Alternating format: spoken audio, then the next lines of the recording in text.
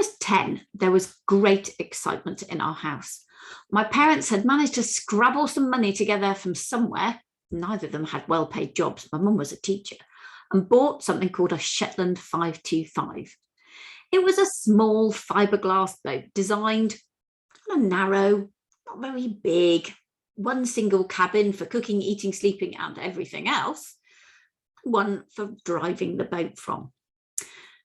And they bought this Shetland 525. They checked it out. It was watertight. The motor worked. They did all the servicing. And then we took it on the canals of England for a holiday.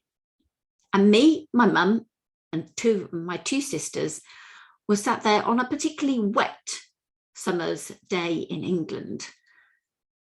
And the windows began to leak. Now, we had a tube of sealant and we squoze it round the windows every time a leak came in. And by the end of the storm, it looked like an explosion in a toothpaste factory. And that is a really good example of a latent defect. We couldn't spot it. We couldn't test for it. We knew that the boat was basically fit for most purposes. But it wasn't until that thunderstorm we realised how badly the seals had gone on the windows. The next year they were fully replaced and the toothpaste effect had gone. But a patent defect is something we would have been able to see when we first looked at the boat or tested it. So if the motor hadn't worked when we'd run it, that would have been a patent defect.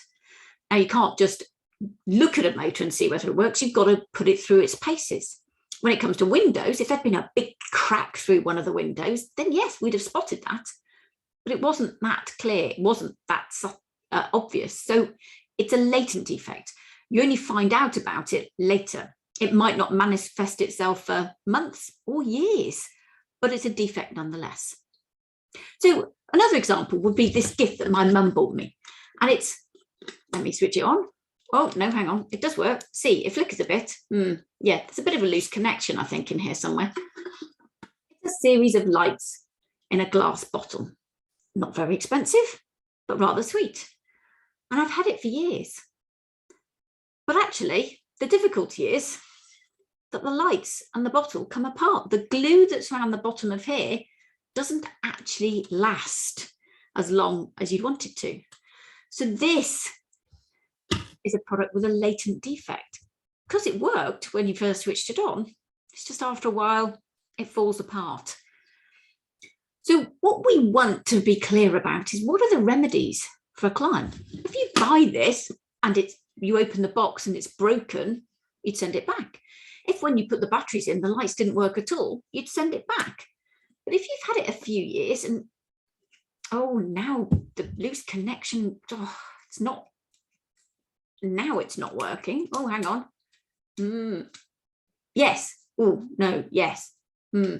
See, how long should I have to keep it for? Or how long after I've bought it am I allowed to take it back? How long am I allowed to say it doesn't work anymore? How long is it expected to last? So your contract can make clear what the remedies for your client are if the goods, works or services don't meet their expectations before they've finished paying you and for how long afterwards. I write contracts all the time. For how long afterwards am I expected to update somebody's contracts? Forever? No. Laws, cases, common law changes all the time. Practice changes. 20 months ago, we didn't know about COVID. So the whole context changes. My obligation is not to keep contracts up to date.